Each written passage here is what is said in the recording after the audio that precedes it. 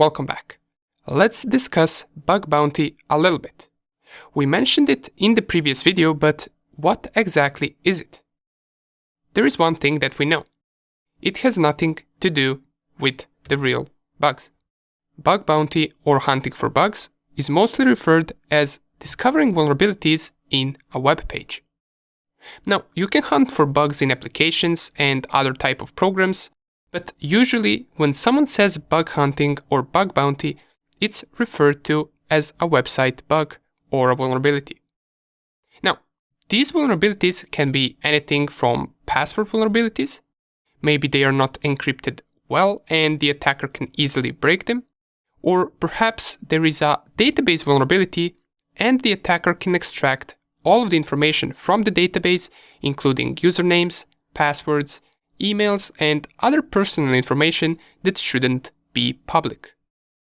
Some vulnerabilities can also target not only websites, but client devices as well.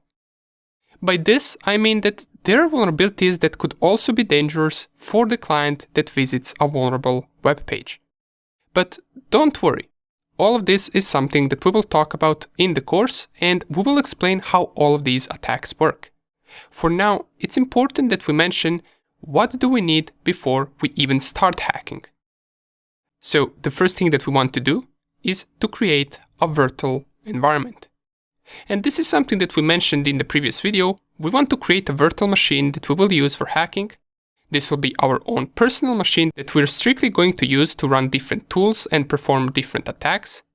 But we will also be installing vulnerable virtual machines that are running a web page that we can attack and that we can practice on. Why, you might be asking? Well, we can't just target any website without permission. That is why we're going to create our own machine with a website that we can attack as much as we want. Second thing that we must get used to is Kali Linux. Now, Kali Linux is an operating system the penetration testers use. You probably already know it, but we're going to use it inside of this course. It is a Linux-based operating system that comes with a bunch of useful tools that a hacker needs. Out of all of that, the most important thing for us to learn is to introduce ourselves with basic command line usage inside of Linux. Don't worry, it will be nothing too advanced, we just want to cover the basics. And the last but not least, we need some basic website structure knowledge. We need to understand the basics of website development, just so we can understand the attacks better. For this, we need to know what different programming languages in web development are used for, and we need to recognize them. So we will briefly cover HTML, JavaScript, PHP, and SQL. Why do we need to cover this? Well, most of these attacks are based on injecting code from these programming languages. But let's not confuse ourselves right now, we will talk about that when the time comes.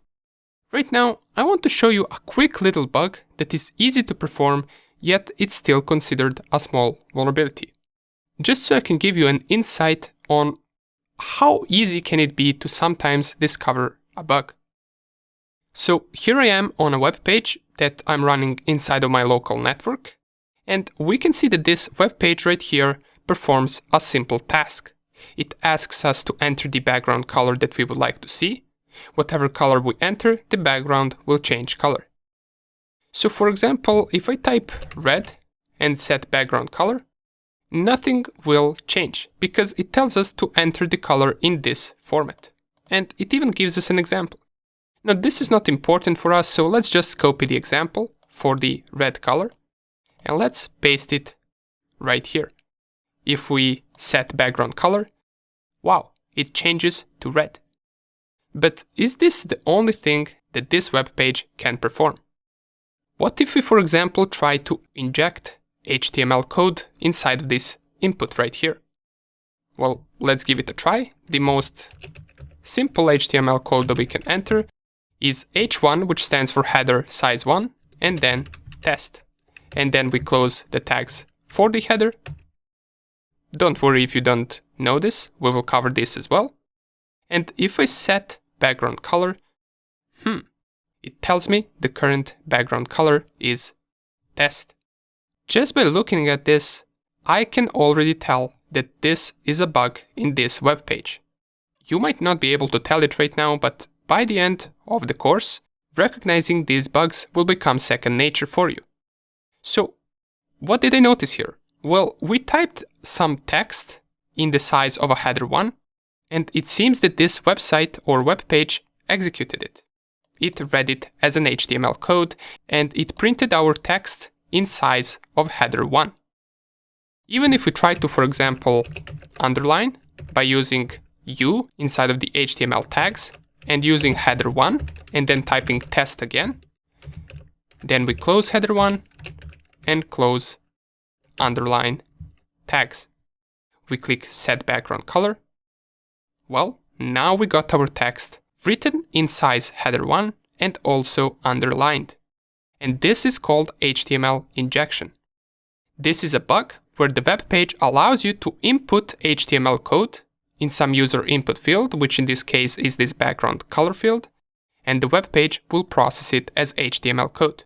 So we can conclude that this user input is not filtered well.